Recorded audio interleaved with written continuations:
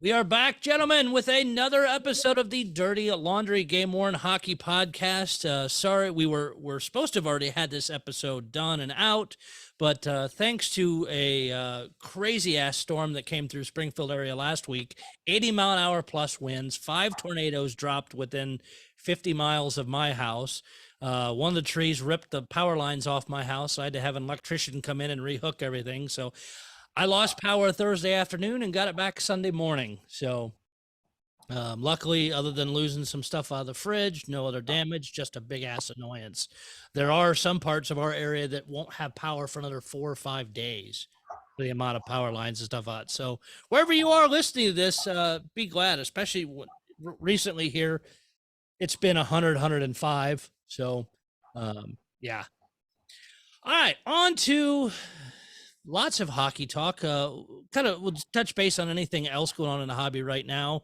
There are some different expos coming up. Of course, Paul Rank, who could join us tonight, is he's at the Sharks prospect camp. Blues just did finish theirs up this past weekend, but Paul's as he's sending me pictures just before we started the pod at the ice level bar. That's the appropriate location to watch these prospects. Of course, you have the German expo coming up, which Paul and his wife and some others are going to. So make sure if you want to go over to Germany in August, I'm sorry. And then there was one other one I saw dropped, and now I've lost the date in front of me. I'll see if I can dig that up in a few. Gentlemen, you got any rando hobby news before we get into the big topic of this evening? I don't think so. Seeing some of the jerks in Winnipeg in a few weeks. Pat is organizing a very small event, not even called an expo. I think it's technically called a collector's meeting. So hey, that's see, now we're getting fancy words. You have to wear a suit and tie too. Collector's meeting. Collector's meeting. So we just basically sit there and kind of like Paul and like, no, it's a good group of guys up there, and I'm excited to see them. I'm glad that because they had a huge one this spring that was open to the public, and it was a little bit more diverse, but this one is just going to be the usual suspects in terms of jerseys, and I kind of like the smaller niche ones like this. And real quick, I did get it's the World Game Worn Expo, 26th and 27th of August in Dusseldorf, Germany.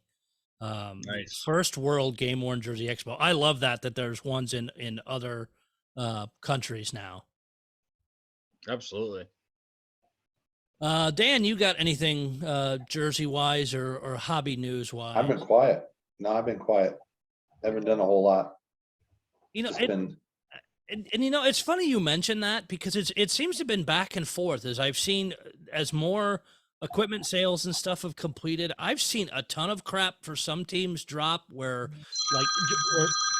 even private sellers in that are just moving a lot more things than normal. Maybe it's just kind of the summer. We got no hockey to watch. Let's move some stuff. And then other teams or other of the pages just seem almost dead.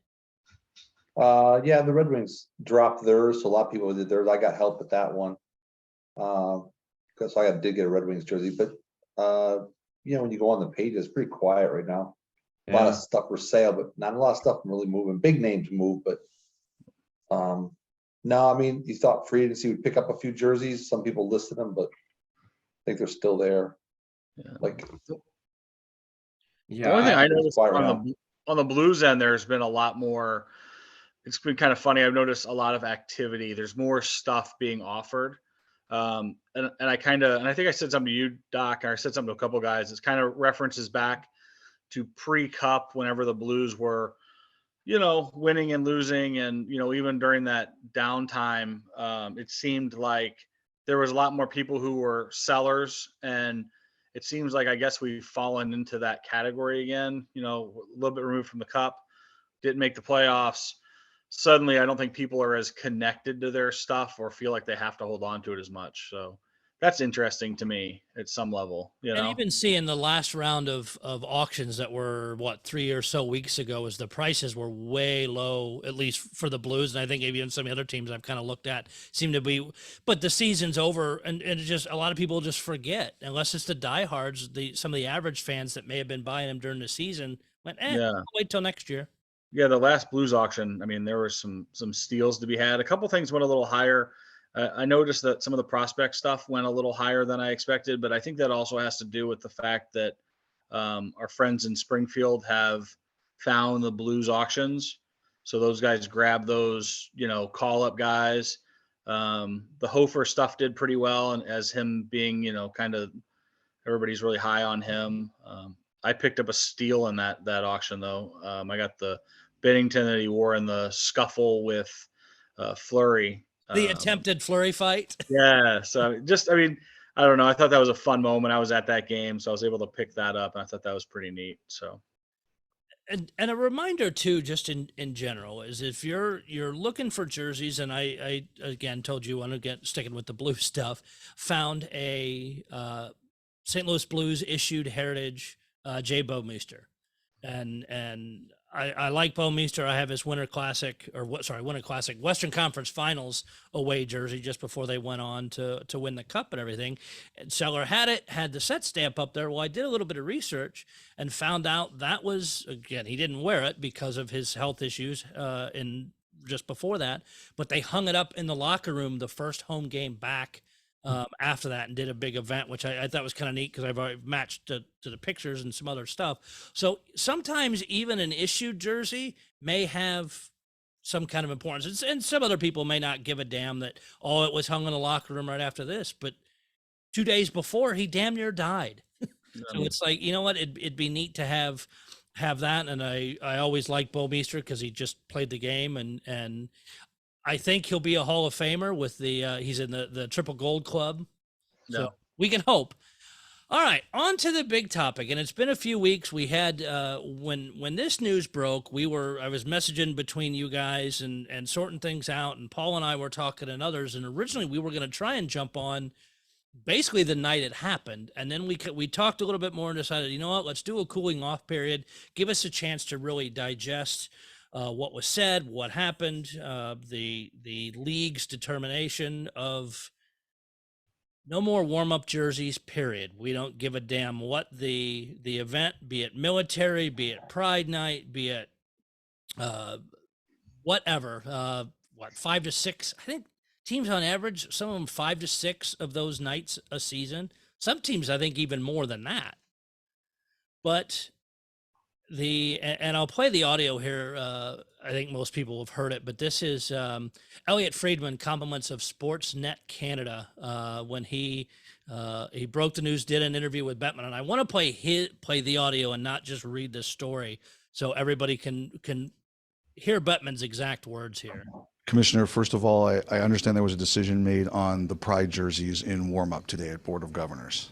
Well, actually, I've suggested that it would be appropriate for clubs not to change their jerseys in warm-ups because it's become a distraction and taking away from the fact that all of our clubs in some form or another host nights in honor of various groups or causes, and we'd rather they continue to get the appropriate attention that they deserve and not be a distraction. I think the only concern. So I want to kind of break this down. I want to stop there, and I'm not trying to get too in depth with the politics of all this because we all kind of know where that came from. Do you guys really feel this is a distraction, or the jerseys, the warm-ups themselves are a distraction, or the certain players not wanting to wear them?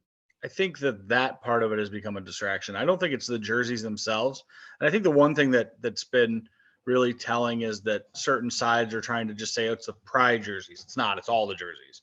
And I think what the distraction factor comes in, because if you think back, remember when they were wearing the military jerseys, there was some issue with some Russian players wearing American military jerseys. So it's not just one of the segments. So I think that should be pretty cleared up, because I think it's bad that people are trying to make it about one particular jersey.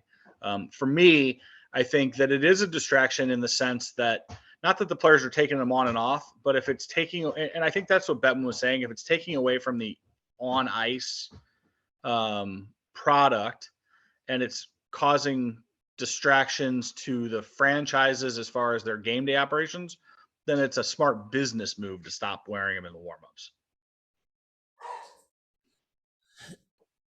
You Justin? know, okay, so I'm gonna preface this. I didn't, I was mentioned before we started recording. I was 50-50 on even talking about this. I am not wading into the cultural politics of this. I am not gonna, not Me gonna, neither. not go there. I'm looking at this from what I do. I am a former reporter, a former PR specialist. I look at this from the lens of Freeman that was a good interview for him to get. But if you look at it from the organization's point of view, the NHL, I think the way they delivered this message looks really, really bad. And I think Wade, you kind of seem to allude to it. It's the way the league has handled this that has become the PR kind of headache for the NHL. And we'll circle to this later. I got my PHF jerseys behind me. I'm a big fan of the women's professional league, and a very similar kind of story arc came when the takeover was announced, which is you had some insiders reporting on things before the announcement went live officially. And I think in both cases, the NHL and with the PHF and their new leadership, the way it got out looked reckless to me. And I think in the NHL's case, there's a potential for some really long-term brand damage, and we'll see. We talked last time I was on the pod, we talked about the end of the world in terms of jersey ads, and that seemed to have gone away. I'm not sure that this. I think, again, the way I look at it, I think the NHL could have handled this a lot better. And given the contentious state that we're in, I'm not so sure that people are going to kind of stop talking about this. It's, I think we can talk about ads on jerseys all we want. That impacts a very narrow group, us collectors, but this extends into so many different areas. And I want to see what happens in the next few months. All right, let me jump back into this for a minute. That people will have about this is, number one, you're always worried about people feeling comfortable in a game in their own skin, and also it's Pride Month right now. I think that's the concerns that I would have upon hearing that. Well, I agree. Those are legitimate concerns, but in the final analysis, all of the efforts and emphasis on the importance of these various causes have been undermined by the distraction in terms of which teams, which players. This way, we're keeping the focus on the game, and on these specialty nights, we're going to be focused on the cause. So Pride Night stay, and fans will. Oh, absolutely. Okay. 32 of our clubs did Pride Nights. Some do Heritage Nights. Everybody does Hockey Fights Cancer. Some do Military Nights. All of those nights will continue. Mm-hmm. The only issue will be, or the only difference will be, is we're not going to change jerseys for warm-up, because that's just become more of a distraction from really the essence of what the purpose of these nights are. Okay, and the jerseys will continue to be sold, correct? Oh, absolutely. And designed, and players who choose to model them can do that. It's really just a question of what's on the ice. Okay.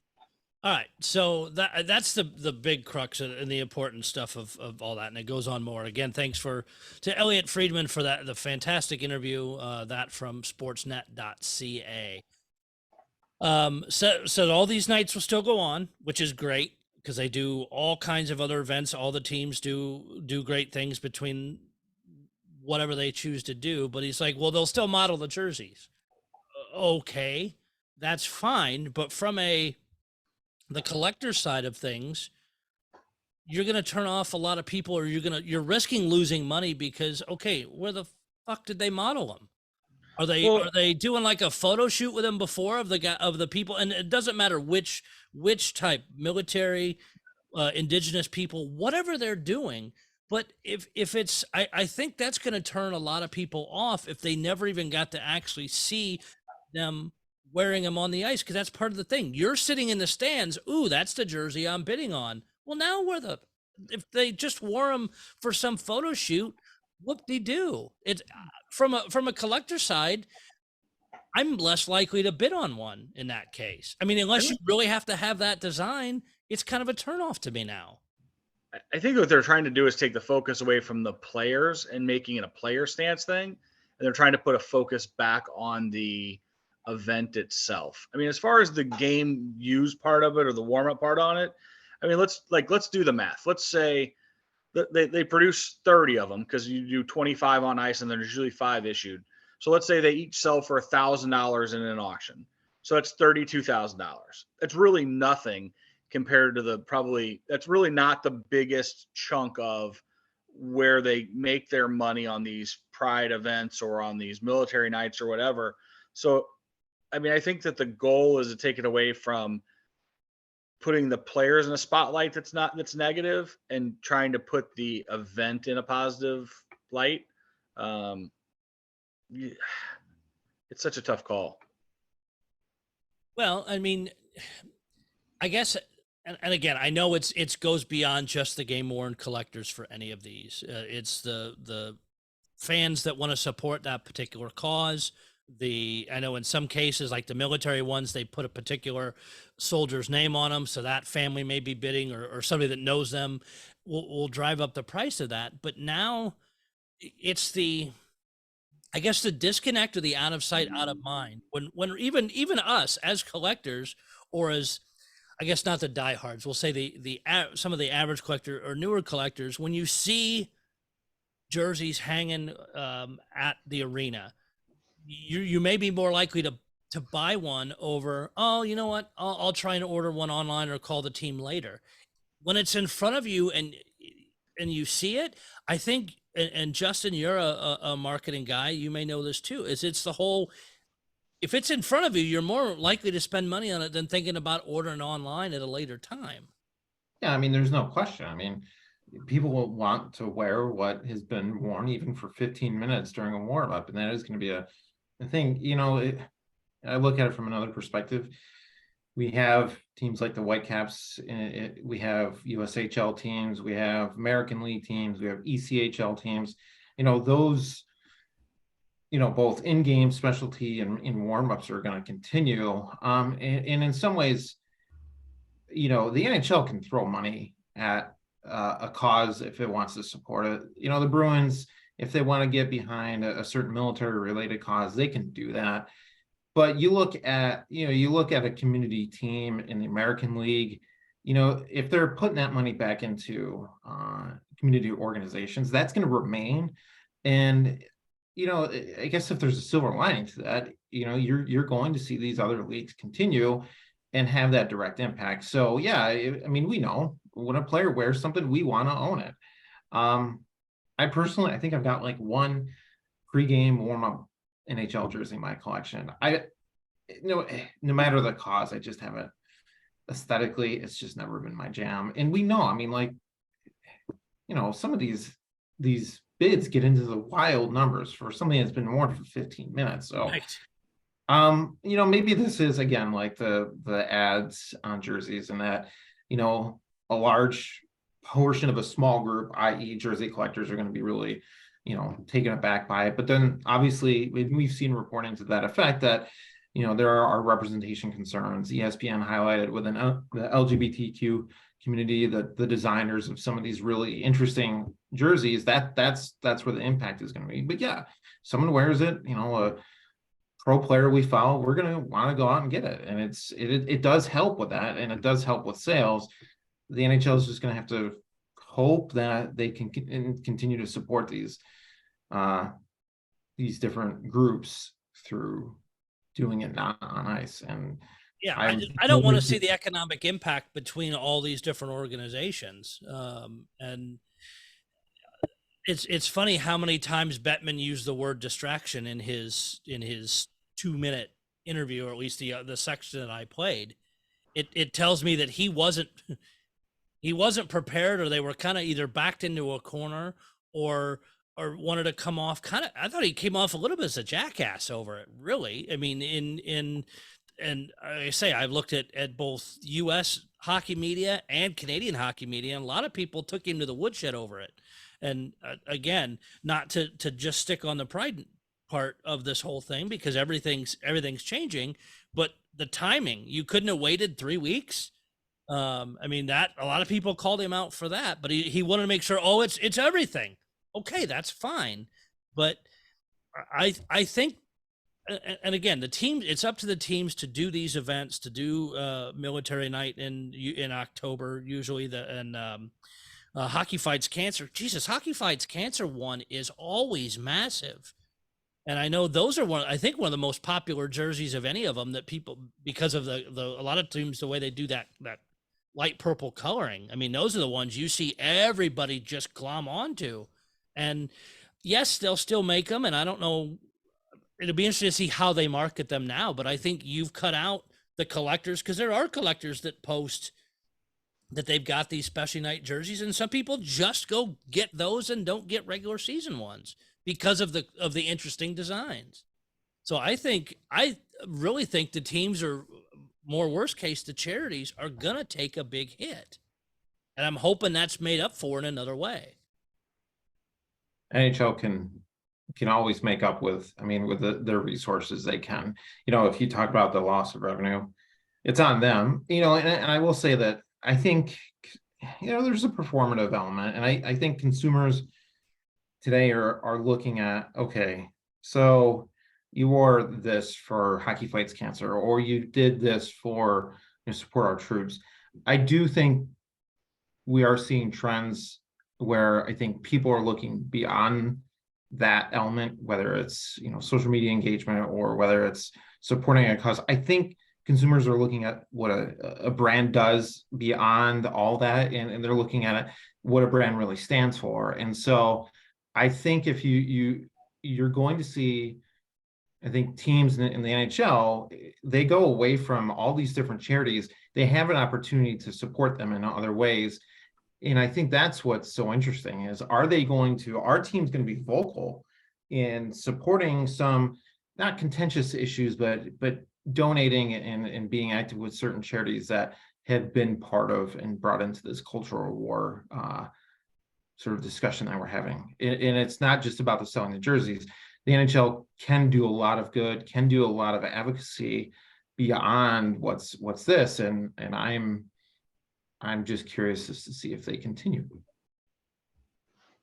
And it's funny because some of the other articles, like I say, I did a lot of different research and kind of get thoughts across the league, across countries. And one of the, and I can't remember which article it was, I apologize, but they talked about the NBA and the NBA, the number of specialty jerseys they do, all but one team is doing all their specialty jerseys next year.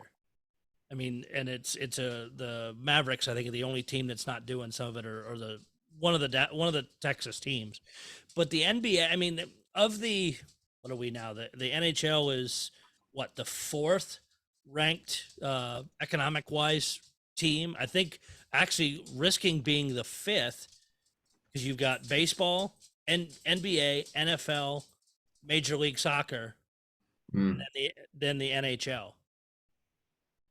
I mean, some of the articles talked about decisions like these are why the NHL doesn't climb that financial ladder better.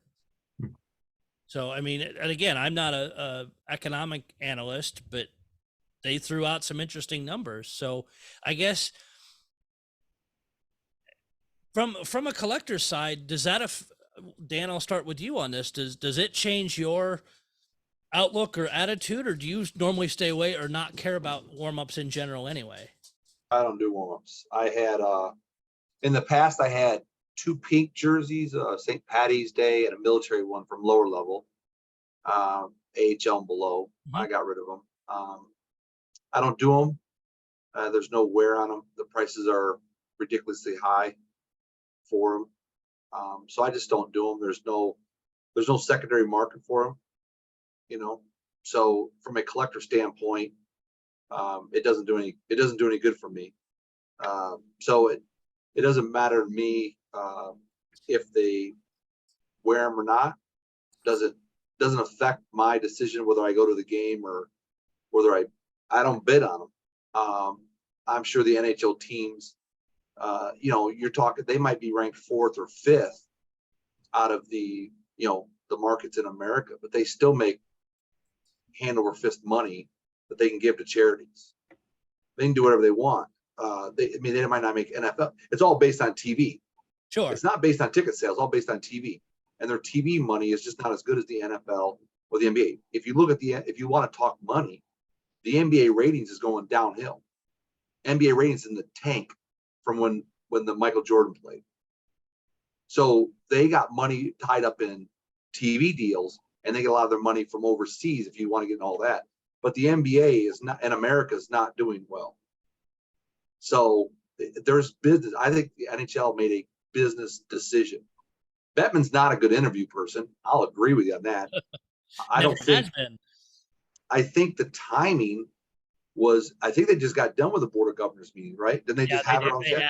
So why would he not come out and answer the question? If he waits 3 weeks, you run into the 4th of July. Well, that's a better time to do it. Say, I'm going to get rid of all the jerseys over the military holiday. You could have done it post, even, I guess, just shortly after the draft, because there's enough other shit going on. The league, I mean, it's not like the league's really in a dead time. Shit, no, you could have. Late last week, you could have waited till right after that and did it, because the NHL's still being talked about heavy. You still run into the. Anytime he does it, some people are going to get upset. Right. And the people that are complaining, these radio show guys that are complaining, they were bitching all season. Yeah. The one guy lost his mind in Canada when Krubovov, the guy from Philly, now in Columbus, didn't do it. He was the first one. Dude lost his mind.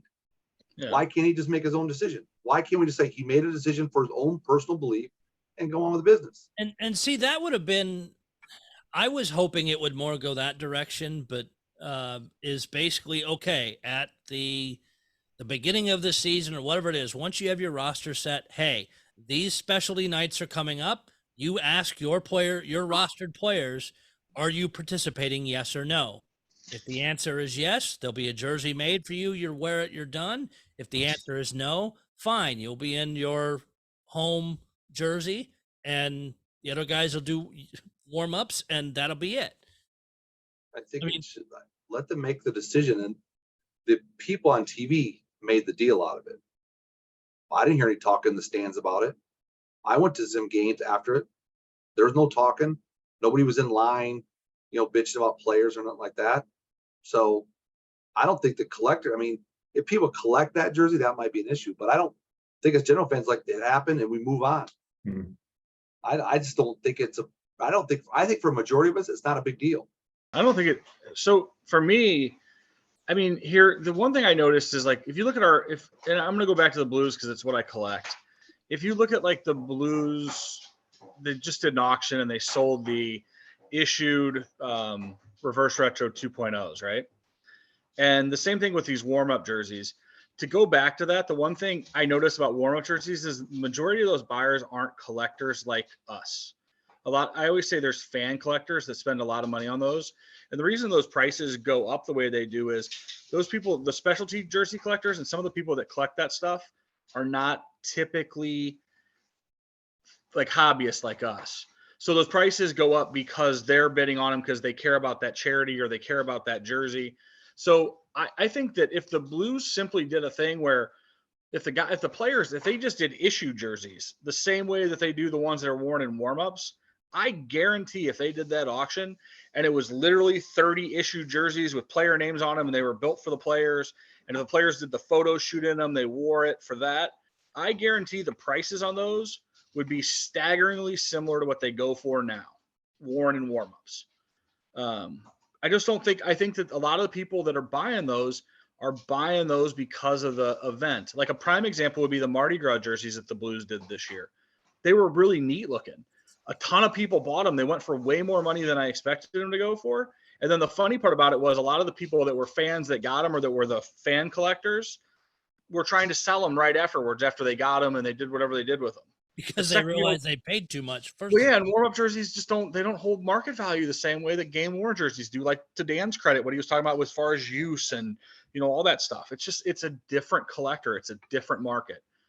So, I mean, like, the NHL could still realistically, like, could do the same auctions, the same stuff they do with the stuff they do now, and let the players wear them for photo shoots or a community event. And I guarantee that they would still get a similar return on the sales on those jerseys. They'll come up with something. Yeah, I mean, here, I just gave them something. If you're listening to whoever, there you go. Sell the jerseys, make your money. Have an auction, include a meet and greet with a player. They'll get their money. I mean, they could There's do not like a gonna be jersey more- for back thing. Yeah, the players here. If you win that auction, you do it game day or the next week, and the player hands you the jersey and signs the damn thing. They'd probably get more money for them that way. Yeah, they're not gonna lose the money for it. They're just gonna have to come up with it. Somebody who's got a marketing degree got to come up with a different way of marketing the jerseys. And That's I their think damn job, you know?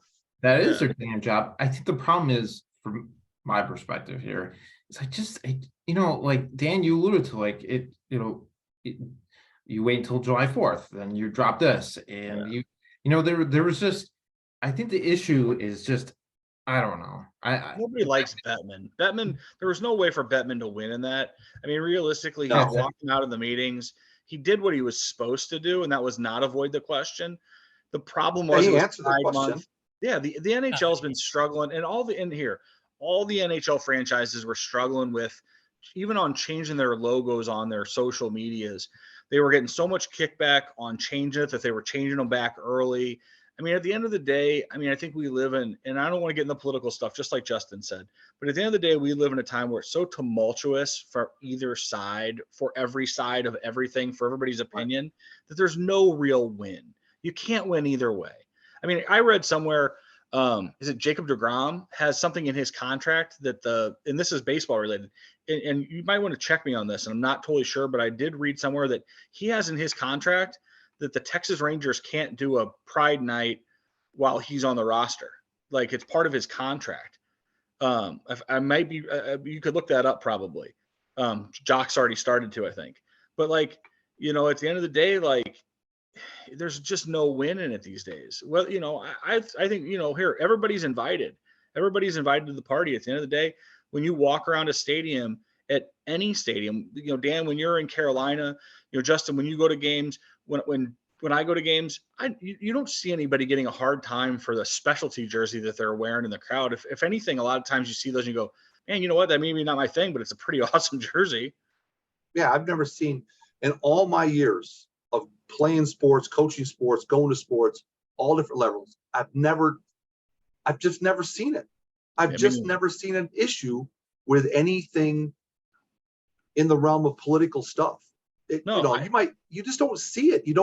I've never seen it. So it's being made up. I think the issue's being made with the media and not with the collectors. Are some collectors going to be hurt by it? Yeah, Sure. I think some who collect those jerseys will be affected by it. I think it's a small percentage of a small percentage, but if one person's affected by it, okay.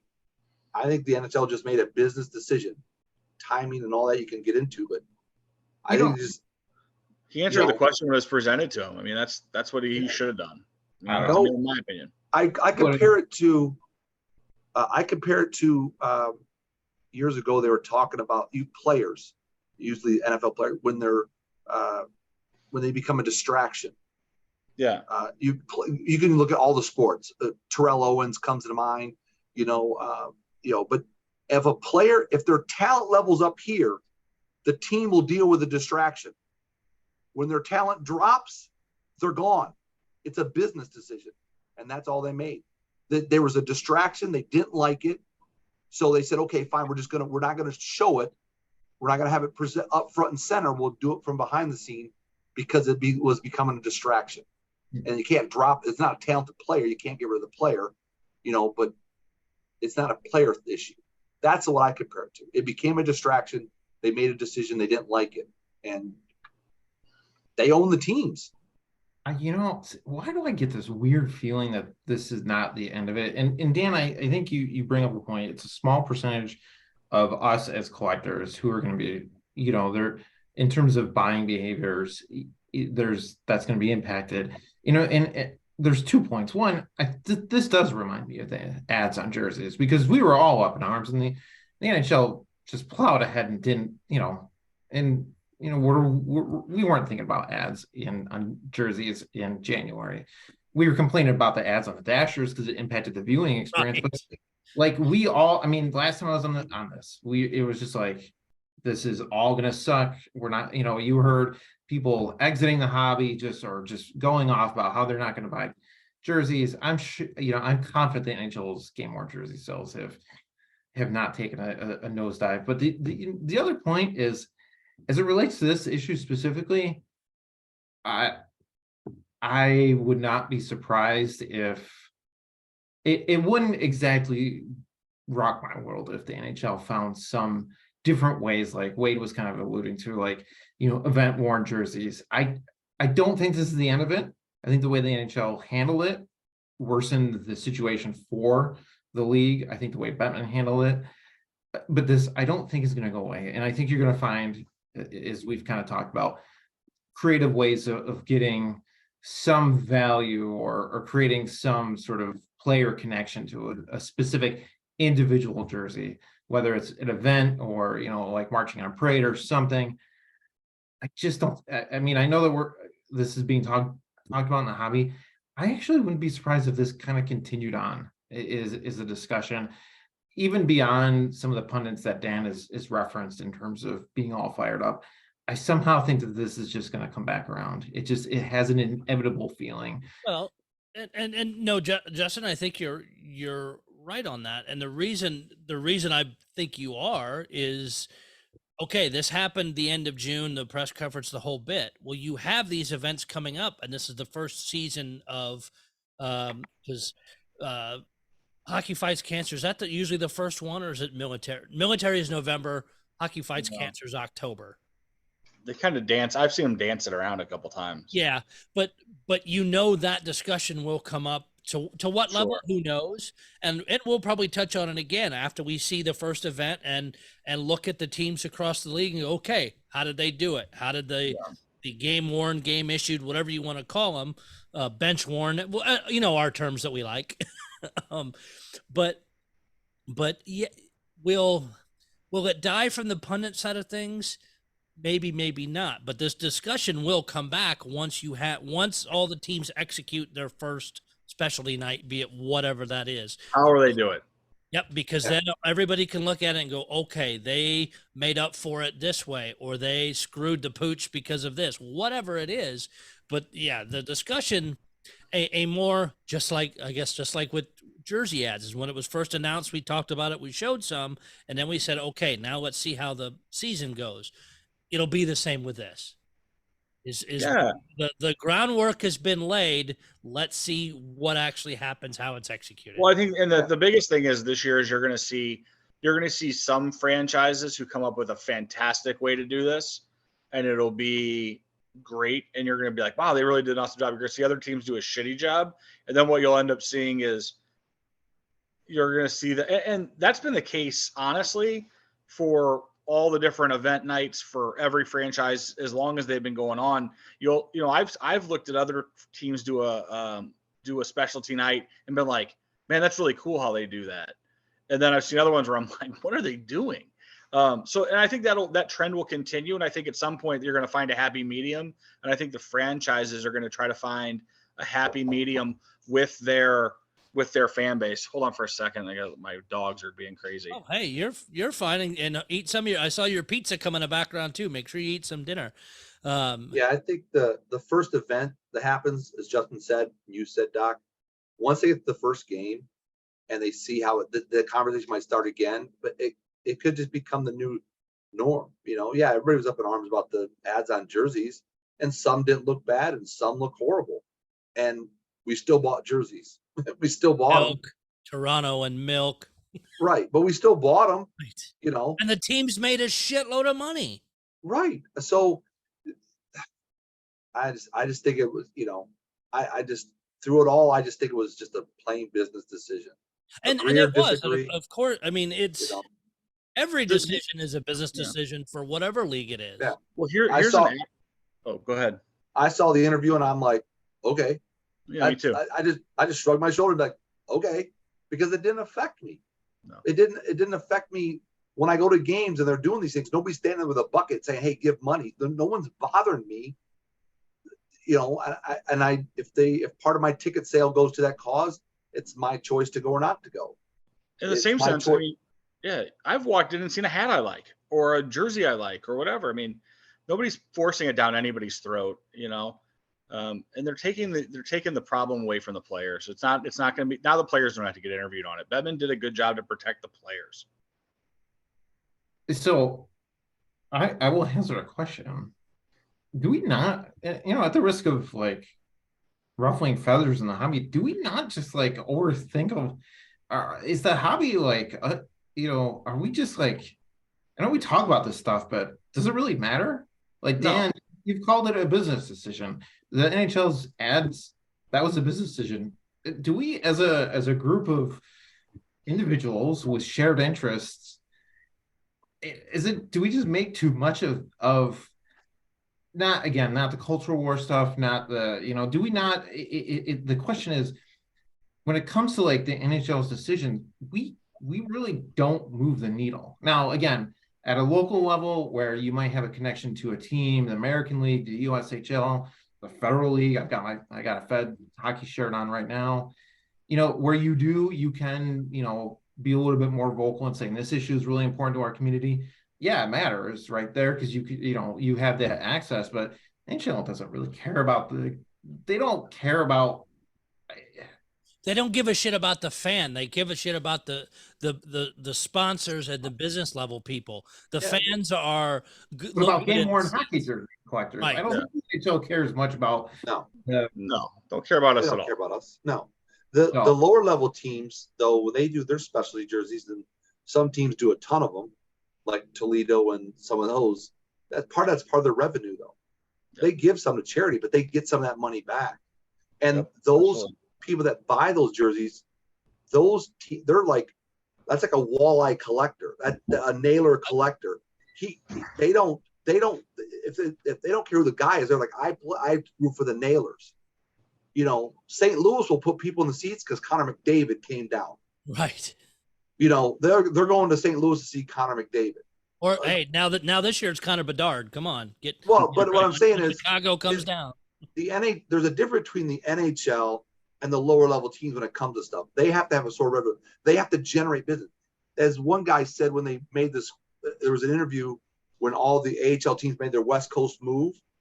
He said the AHL and below, the lower level teams, they're competing with the movies, the plays, the Broadway shows. They've got to figure out ways to get people in the seats. The NHL doesn't. No. The NHL is the stars. They don't have to figure out ways to get people in the seats. So they might run it more like a business and be more cutthroat about it than maybe like an AHL team or whatever. But that's why I said it is what it is. Timing or whatever, or you agree, disagree, culture, or whatever you want to say, you're going to offend somebody. This podcast is going to offend somebody. Oh, yeah. You're going to offend somebody. And if it does, and that's why there's 4 of us on it having this discussion. Yeah. We had 5, but Paul was busy. So I'm offended that Paul is not here. I feel personally slighted, especially because he has a jersey I've been lobbying him for like 10 months. So I was going to use this as an opportunity to kind of beg him for that one. And he knows which one I'm talking about, Paul. We also went back to you guys mentioned the ads. So, I mean, there was also an interesting thing in the finals with the ads. If you saw that, because Florida's jerseys are so overly covered with patches and bullshit everywhere, they ended up trying to put the patch on the left chest, and then the players that wore A's and C's, it like didn't work. So they ended up taking off the sponsor patch and moving the finals patch to the right shoulder or the right chest after the game 1 or 2, I think, and lost their sponsor patch for the rest of the finals. So, I mean, like, that's an interesting question there. Even, when you start talking about patches and different things like that, it's like, because the sponsor patch was such a big topic for a long time. I'm sure that whoever their sponsor is had to have signed off on that, or they had to give them some money back for not wearing that patch during the finals. But again, it harpens to the idea of like, at the end of the day, the NHL was doing what was best for the finals patch. Like they put the finals patch above the sponsor patch in that case, in my opinion. And you know what? And you bring up an interesting point to that. And I don't know if there's a good way if if there's an insider out there that has this information, please reach out. I will, as a former media member or current with this, I guess, your name will not be ever made public, any of that kind of stuff. But was that a NHL directive, or was that just an ownership of the Panthers directive? I'd be curious to see where that came from, because you're right. It looked, and boy, did it get made fun of everywhere. I mean, collectors or not, they were getting ripped on over that because, yeah, it did look bad when you had that much shit on your chest. Yep. So, Totally. yeah, and I wanted, there was some trepidation with talking about this because it can get into a lot of different angles. And if we upset people, let us know. If you have comments, share them. We're not going to rip on you. Everybody has an opinion. Ours are ours, yours are yours. Sometimes we may meet in the middle. Sometimes we may not. The four of us aren't going to completely agree on this thing. But I personally don't collect. I personally don't collect NHL or for my franchise. I don't collect Blues warm-up jerseys, and the reason I don't do it is if I can get one, or if there's one I really like, I may throw a bid on one. I may grab one occasionally secondary market. I like some of the Cardinal ones they did a few years ago, so I'll grab those when I can. But like the Pride jersey that they just did last year, I thought was a beautiful jersey. Didn't fit my collection. Wasn't something I necessarily needed a bid on. But I had the same opinion of that one as I did on the Mardi Gras one.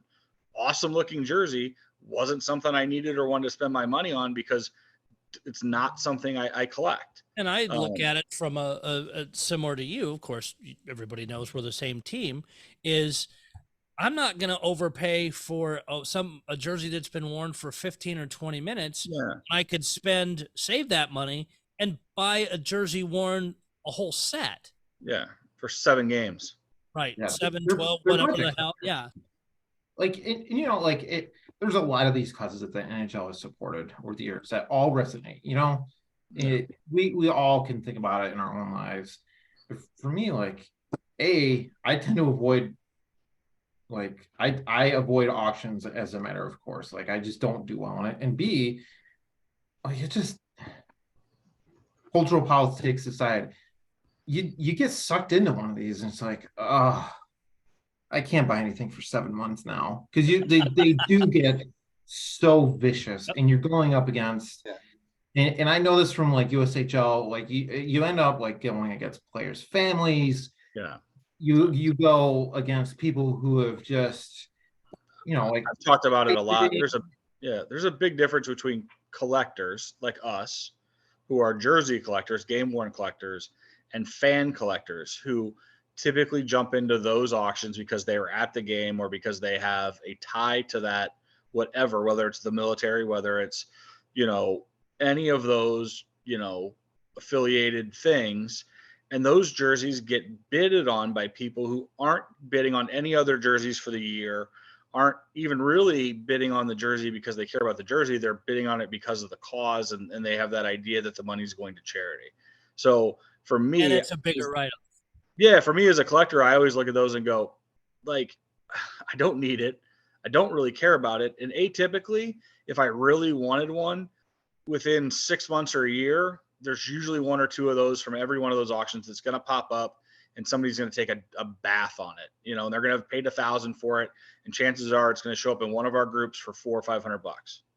Oh, it just causes me all sorts of heartburn because I've done it, and it's not pregame warm-ups. It's at the USHL, I have just gotten, I've had some very hard conversations with my significant other. I spent X, I'm getting 25 cents on the dollar. You still love me. And I want to find a good warm-up jersey with a ton of wear so we can get Dan involved in the warm-up jerseys. Yeah. I had them before when Norfolk was the AHL. Then I was more into AHL stuff, and and I didn't have a problem getting rid of them when I wanted to sell them. Get some repairs on one. Yeah, but they just didn't have any wear on them. I mean, the AHL will wear them in the game. Yeah. They won't just wear them. They'll wear them in the game. There'll be a one-game jersey. And you know what? I guess maybe that's an angle we take just as a hypothetical question. What if, and again, doesn't have to be whatever kind of night or some kind of specialty jersey. What if the NHL wore those a whole damn game? If the NHL was smart, they'd do a patch. I mean, Yeah. and here, there's your answer. Boom. If you want to talk about it, they could do 1-game jerseys, throw the pride patch on the shoulder. You change the blue note Yeah. to, you know what I'm saying? You use it as a regular jersey. I mean, hell, they wear enough jerseys already. Yeah. You know, if they're really trying to get one on the ice and didn't want to, you know, but they're not going to do that because what they don't want to do, and this is where I see it, they don't want to make the players, just like what happened to, was it Prokhorov in Philly? They don't want to make that, they don't want to make that kid the focal point of the thing. I think they're looking at it and saying, hey, listen, beyond the 30,000 we make in the charity auction for the selling the jerseys, we can make that up. We'll do something else. The jerseys in the team store are still going to sign because the people that come to that game for that night are going to buy it if it looks good regardless. You know, the little bit we're going to lose, we'll make it up somewhere else. But you know, I understand. You know, here, if you've ever been you know, I understand where Bettman, as the manager of the NHL, is looking at protecting his employees, which are the players, and taking away those awkward questions and, you know, the sound bites and the Twitter shit and all that. I mean, you know, he got asked a question at the you know, meetings, and he answered it. And I'm not really a Gary Bettman fan for a lot of other things, but to be honest with you, I respected the fact that he said, hey, listen, it's not about one event. We're just not doing it for any event. Yeah, I mean, the problem is if you have problems, you know, you're protecting the players, because there was people in the organizations Yeah. that didn't agree with people sitting out, you know? Yeah, for And sure. so now you got a player that says, hey, I'm not wearing that jersey for this Yeah. reason or that reason, my own personal reason. I'm not telling you what they're not wearing it for. And then his boss, you know, his general manager is all of a sudden he's pissed off. Yeah. Next thing you know, you're in the doghouse with them. Yeah. You know, I mean, people aren't even talking about the fact that earlier in the year, when the military jerseys happened, it was this year and the year before, there were people making comments about, you know, Russian players wearing American style, you know, warm-up jerseys. There's been that argument in the past. There's been plenty of these other things that have happened over the years that, you know, but the problem is everybody wants to find, in the media especially, they want to find something that's going to gain traction. And what did they do? They found, you know, something that they thought could gain traction and make people like all of us talk about it. It's, you know, without going in the weeds, like Justin said, let's not go in the weeds, but they picked the one topic that was, they knew that would work, because you never heard about for the military, the Heritage Night, the Indigenous People Night, any of that other stuff. You never heard about it. Yeah. The one jersey you did, and they had their convictions. They said no, and the media blew up with it. And that's where it came from. If the media just kept their mouth shut, and they, okay, you didn't want to wear it, move on. Yeah, and you know the media's not going to do this, right? No, they're not going to. And that's why I said I don't want to get into it like Justin. I don't want to get into this. It's not going to be good. It's not. It's not. Well, as you know, as a former reporter, I will have my own takes on a lot of this stuff, but I'm counting two ideas that Wade needs to submit to Bettman. I mean, you're doing work that I'm sure he's got a lot of his hardworking staff doing right now, because it's like coming up with alternatives. But again, we're still going to be talking about whether it's a patch, whether it's an event worn. I mean, wait, really two smart ideas. It's just we shall see if this kind of goes away, like I don't know, in the hobby at least, if the ads on jerseys or if it continues to bubble. So what's coming up? So there's the Germany Expo, which we're not going to be at. Then you have a Winnipeg get together. Then the South Jersey Expo that George puts on. Those are all before the season starts. And then Wade, yours is like right when the season starts. Mm-hmm. So, I mean, the conversation, you know, might happen, but again, probably the first night that they're doing a specialty night and there's no jersey on the ice, that's when the conversation will pick up. Oh, for sure. And we'll see what happens, and then we'll just move on. You know, just an interesting. I draw the line because it's just there's a little bit of an analogy with the way the news started to trickle out about the PHF takeover. It was like almost the same topic, and the interesting thing it was with Merrick, who often partners with Friedman, and you have two really plugged in national reporters beating leagues to their own story. And well, I guess maybe not with Friedman, but it's just like the way these two cases have kind of come out. It's I mean, it's surprising to me. was Bettman when he announced it? Was he not only was the governor's meeting, but was he like, I don't want the leaks? Let me just say it. I asked the question. Let me just say it. Yeah. So it comes from my mouth. It comes from me instead of the leaks. And then I got to defend the leaks. Why didn't you say it? Why didn't you come out and say what you're doing? Then he couldn't win. I don't think Bettman could win. No way. I mean, he's the commissioner. No one likes Goodell. No one likes Silver. No one likes the commissioners. Yeah. He does play the heel well when he's when he's giving away the cup, though. He seems to embrace the booze. I will give Bettman that. He's gotten Goodell embraced the booze at the NFL draft. Yes. I mean, they're playing along. Yeah.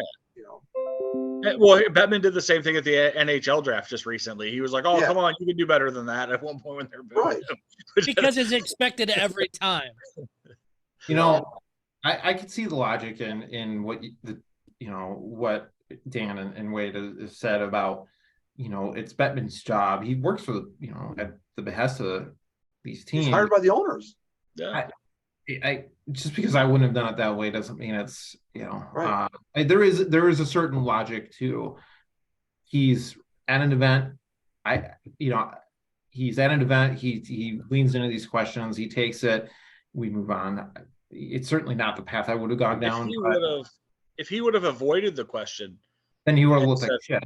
Oh, he would have looked like shit, and then it just would have turned into like he's too scared, blah blah blah blah. Then so there was, like I said, it was a 0-win situation for the guy. He could either do what he did, and I was like, kind of bite down on his mouthpiece and take the shot, or he could, spit out his mouthpiece and go hide in the corner. And I'm sure there's players that will care. I'm sure there's players that wanted to wear the jerseys, whatever the cause may be. And there'll be some players that might be upset about that. Like, oh, we're having this night and I don't have a warm jersey. But it sounds like they're going to have the opportunity to do. I mean, like the Blues are an example. They have that STL Authentics, and they've done shoots with the players before. They did that at the end of the year this year when we did not do the Pride Night, because the Blues didn't do the Pride Night on ice this year either. And they ended up doing, some of the players did photo shoots with some of the hats and shirts and different stuff like that. So, I mean, they were able to support the cause that way. And like I said, I wouldn't be surprised if, they didn't do a game issued thing and each player takes a picture in the jersey and whatever. And then that would satisfy the majority of the people that are buying those jerseys. Because let's face it, those people aren't buying those because they're like, oh God, somebody took a warm-up shot in this thing. I mean, you know what? And you make an interesting point for the Blues specifically, and maybe one or two other teams. They made that announcement at somewhat the last minute. Mm-hmm. From a collector standpoint, where the hell are those jerseys? Because we know they were bought and made. Yeah, for sure. Because they didn't show up anywhere. They weren't auctioned as issued or anything. They are just, and they're probably in the closet. And those specialty nights go beyond the jerseys. Oh, yeah, they do. There's, I know I've been to a few military ones, and they got people outside, promoting the military and some of the weapons, or the machines. So there's more to it than just the jersey. For sure, listen, they're gonna have hats and T-shirts in the team store for every one of those events. For once the event happens, they have that stuff in the team store for months and months on end, and they're making plenty of money on that as far as merchandise revenue goes on all that stuff. The jerseys are a very, very small part on it. Like the Blues do their fun pucks for these different events. Yep. I mean, at the end of the day, the jerseys are a miniature part of the actual revenue that's produced by those evenings. Dan, I want to see them bring a rescue helicopter fly it inside the arena and like people rappel down. I know you're familiar with that. Well, actually, I don't want to misspeak, but I swear I've seen that, like where they've had guys rappel down for. They have. I've seen in our USHL arena. Yeah, and what's interesting about that, there are, if you look at the USHL in particular, and I'm sure it has to be the same with the AHL, and I'm assuming the E, like teams like across the USHL, there's no. The teams are not all on the same page. Like they're not all doing the same specialty nights. And, you know, I think maybe you will see NHL teams like do their own things where it's just not consistent, right? You know, like the Blues might do something as opposed to, you know, the Panthers, because you see in the USHL, they don't all do the same specialty nights. No, And I we wonder, we did the Blues did the Mardi Gras one because we have like the second biggest Mardi Gras in the United States. We've never done an Indigenous night. I actually think that'd be great, especially considering St. Louis's location. You know, Right. I'm going to say this right now. I'm for all of the causes. There isn't one of them that I think is bad. There isn't one of them that I'm pro or against, you know, or con or whatever. I mean, I'm for all of them because I do believe that, you know, I like people, and I think everybody should be welcome everywhere. Again, for me, it's not about that. I think it's about them figuring out a way to make everyone feel included without also making other people feel disincluded, and that's important. I mean, you know, And we that's live in a hard today. society. That's What's hard that? in today's society. That's It's hard in today's impossible. society. It's impossible, and that's the thing that, you know, you're looking at these things and me even saying that it's an impossibility.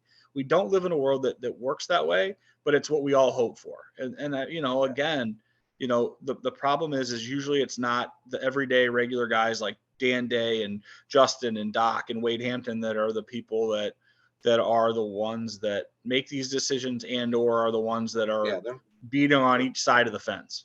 they're not calling me, asking me for my opinion. So Yeah. You know what? Maybe know. after this podcast, the NHL will. I mean, Yeah.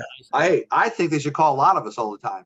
You know, I mean, like, you know, but it is what it is. Like I said, if you're a collector of the specialty jerseys, then yeah, you're probably more pissed off than I am because I don't collect them.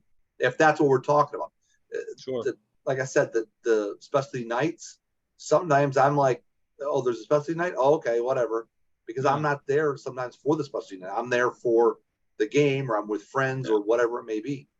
It's and where you live, you know, there's a lot of factors that go into it. Sure. You know, and I don't think he could win. I think he's just trying to probably stay. He's probably just trying to stay as neutral as you can stay. Just we don't want to get into this. We're here to play hockey. That's what we're here to do. it is a different animal than NHL though. Like I mean, I have one warm up. I just don't like the way they're designed. And I do have like specialty jerseys from Fargo, from the Whitecaps, because you see the direct impact on the communities they have. So, and you see the connections that a team like Fargo will have with veterans and first responders. And you see a team like the Whitecaps, where they will have really strong connections to the various groups that they support. We're just talking about this at the NHL level. And this is not, again, like as an issue, it's not going to go away for the NHL, but these ways of supporting community organizations are also not going away at the lower levels. And that's what matters. Yeah. So That, to our me, knowledge, this doesn't affect the lower levels, right? No. This is warm-up dictated by jerseys. NHL only. This is NHL only. So all the lower level teams are not affected. They can still have, you know, and maybe their attendance will go up. Maybe like, okay, well, if the NHL is not going to do a warm-up jersey, I'm going to go to the local. I'm going to drive an extra hour and go to the AHL game, and so I get my warm-up jersey. Well, the truth is the AHL, the ECHL, the USHL, all those organizations have to stay more community-minded because they're more community tied. They're usually in smaller communities, and they have to have a better pulse on their communities because they're dependent upon it more than the NHL is. Like I think Doc mentioned it earlier. Here, listen, at the end of the day, like the NHL could cut all this stuff out and it doesn't really matter because people are still coming to the games, you know, and that's not going to change. They're doing it for the right reasons. And I think that for the right reasons for the organizations, they've decided to not put those things on the ice, but still support the endeavors. And, you know, it's hard for me to feel like they did the wrong thing here. Maybe not. I didn't like the way they did it, or there's a lot of people that aren't going to like the fact that you're not going to see the jerseys as a collector. But at the end of the day, for the organizations and for the entire league, I think it was a smart decision. It takes away the reporting, the negative. It sounds like Bettman was just the mouthpiece. He might have suggested it, but the board of governors voted on it. The owners voted on it. It wasn't his decision. No, it wasn't Yeah. his decision. A little bit more transparency, I think, would have helped, and that's Oh, where, yeah.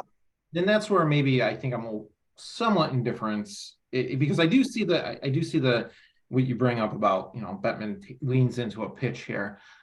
I think if it were done another way, I think the NHL should have put this in a news release and then had Bettman go up. And I think that's where I question the way it was handled. Yet, I mean, he's probably walking out of the board of governors, but still, when these leagues have major announcements, like, you often see press releases ready to go the moment a decision is made.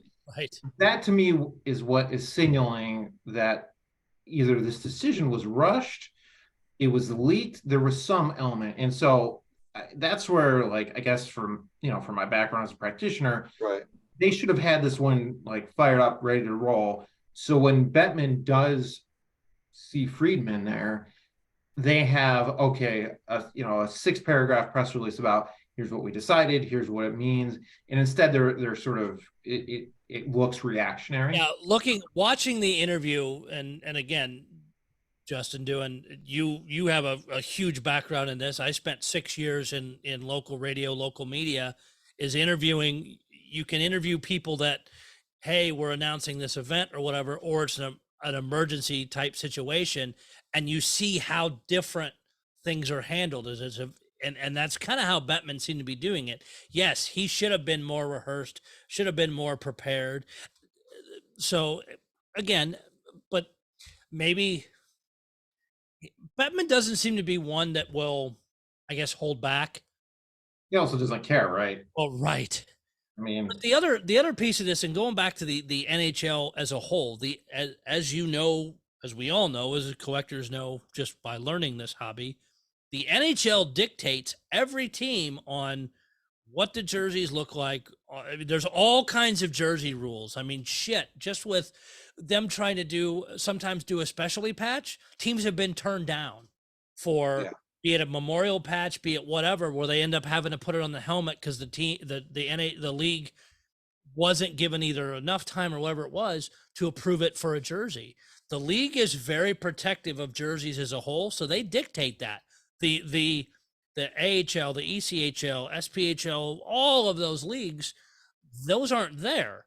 And like multiple of you said, is those specialty jerseys make the team money, make a charity money, and shit, in some cases, we have the Rivermen, the SPHL Rivermen now, damn near every weekend, they have a different specialty design jersey. I mean, I swear to God, their regular game jerseys are only wore a handful of games because they have a new design being worn for that weekend. It's a moneymaker, and it's a cool advertising piece because holy shit, some of those designs are awesome. The superhero ones, the Star Wars ones, whatever they are, those designs are killer. If the NHL did those even once in a while, holy hell. The revenue you would generate even just back to a team would be insane. But you have purists go, oh, we can't. I mean, we saw, again, the blow up of the ads. If you did a weekend where whatever team did a Star Wars type design or something, you may have some of the purists blow their top. I don't think the NHL sees that as a necessity. I think that when you look at some of those smaller leagues, I think they see that as revenue base. I think the NHL looks at it and says, hey, listen, we can put in our team store 300 of our home away and whatever, and we can make money with these occasional specialty jerseys. But they don't need to. And then in the same sense, I also think the NHL is a quality control thing too for the jerseys. I think that, they're obviously manufactured at a certain place. I think there's a certain level. I think the one thing you'll see, I don't think you'll ever see the NHL walk out on the ice or skate on the ice in a sublimated jersey, which is the case in a lot of those specialty jerseys. I don't think quality control wise, and I also don't think branding wise, they'd ever want to do that. No, the shield, the NHL shield is bigger than individual teams. Sure. So it comes the costing of money, and then you put ads on jerseys, which they're just trying to make revenue wherever they can, I'm gonna say it right now. Within the next I think in the next 2 to 3 years, the NHL switches back to white jerseys at home, blue on the road, because I think they do that as a marketing thing. I really believe that. I don't know if you guys agree with it or not. The only reason I switched it before was, there's all these things that say that the home jerseys sell more than the away jerseys. So I think they do that I think that continues to happen every 10 to 15 years. They switch them back around. You know what? And again, shooting off the hip, just looking at the calendar, this is the last year of Adidas. Next year or the year after this next season would be the smart time to do that. Yeah, it happens. That's my opinion. So, I mean, again, we've covered a lot on this topic, like it and not like it. We wanted to at least broach it with some different people and have a good discussion. Justin, I know you wanted to touch on another topic a little bit, or you pretty much good? I've gone across it there. It's just interesting to see just different issues, different sets of public concerns. But, when you have, I have watched the announcement regarding the PHF and this new league, and there's just a lot of confusion. And I have 2 jerseys behind me that I don't think are going to be worn next year, because I think the entire women's pro league is going to look a lot different. And I think there's a mirror of what we've been talking about, which I just don't think the leaders that be in these organizations have thought in these 2 cases everything through. So I'm pretty shocked at how the information is rolled out about the PHF and their new relationship with those investors. So that's all I got. We've covered a lot of ground, like you said, Doc. Dan, any other final thoughts for you? I think get to some expos, folks. Get out there and coming up August the 12th is the Migrate Expo. you got Migrate, and then South Jersey, and then Wade's in St. Louis. I think are the next 3. Then and then there's a small one there in Winnipeg. So, and then I think Minneapolis will have one at their establishment as well. And then when's Nova? Next March. Yep, Nova just did get announced a couple days ago. New location for Nova. Yeah, the Hampton Inn or West, something like that. Same area though. It's right by the airport. Yeah. For those that do that travel out of town. Yeah. So that's good. It's bigger. Francis says he's gonna be able to bump it from like 44 tables to like 65 to 70. Wow. That's awesome. Good for Francis. And What a great guy. with your expo, we got some happy news. Could make it even more fun is with the NHL schedule dropping. There is a game the Saturday night of the expo. So I have a few other surprises I'm working on. I'm trying to get like a national branded auction house, and it's a bigger name auction house that's probably going to attend. I'm working on a couple other people who are going to attend, and I'm also considering a couple autograph guests through one of our other vendors. So I'm really trying to grow it. I want to make it again so community based, and I want to make it where it's fun for people to visit. The hockey game thing is huge. We've missed that the last couple of years. So Saturday night, I think getting a group of guys to go over to the Blues game will be a lot of fun, and I think it'll provide for some more camaraderie in the group. So we need to try and pull some strings with the team, both of us, and see if we can pull off a box or something. Yeah, well, I'm working on that. Just put it that way. So. Have any of you guys gone to Migraine, their expo? I want to. No. I have not ever had the chance to, unfortunately. It always falls bad for me and bad timing, and then I go to South Jersey, I drive there, and this year I want to go to St. Louis, so I'm saving my money for St. Louis. Well, thank you, Dan. It's been too long since I've seen you, Dan. You definitely need to come down. August is hard for me because I do obviously with my ties to the autograph and community beyond the game used hockey stuff. I go to the Nationals in Chicago this year, the Sports National. So I've got plans to attend that. So it's just really hard because I do work some Saturday, I work Saturdays, and my schedule it's hard for me to get away for too many events. I already told Francis I will be attending the Nova again in March. I'm trying to bring this guy, the doc, along with me if I can talk him into it. See what we maybe can we'll pull do- off by then. Maybe we'll do the podcast right from the floor there at the show. That's my eventual goal. And again, before gotta- I wrap this up, I'm just going to keep plugging that too. Is the podcast? It's on YouTube. It's on all the different podcast platforms. Thank you. The number of listens we get and likes and comments are huge. I mean, we do it because it's fun. There's no money in this. There won't ever be money in this, but it's fun. It's these kind of debates, these kind of conversations.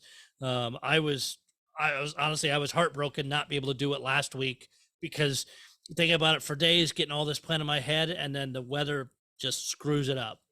But there'll be some other shows. I have an interview I've got to do next week for somebody that's leaving the hobby. So I'll be doing the interview on that next week. I'm working on some, again, long shots, but I'm going to try and get a couple pros that I know collect some of their own stuff. So I've got some early feelers out to see if I can pull that off.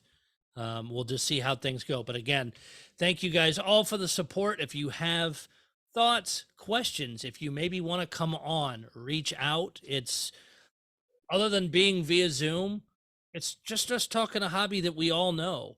And you don't have to have intimate knowledge if you're newer. I don't care.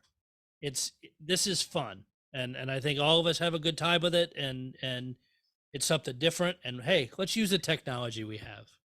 Yep. Gentlemen, any final thoughts before we get out of here? Thanks, Doc, for being the best. Hey, Yeah, thanks, Doc. Yeah, it's thanks for fun. hosting. I'm glad, Justin, you've gone through some things. I'm glad you're doing better. Wade, fucking had surgery this morning and is doing a podcast tonight. I mean, that shows how tough hockey collectors are. They say hockey players are tough. I mean, freaking hockey collectors look at this stuff. Yeah, I love this stuff. You're I, on I, good team. I love it.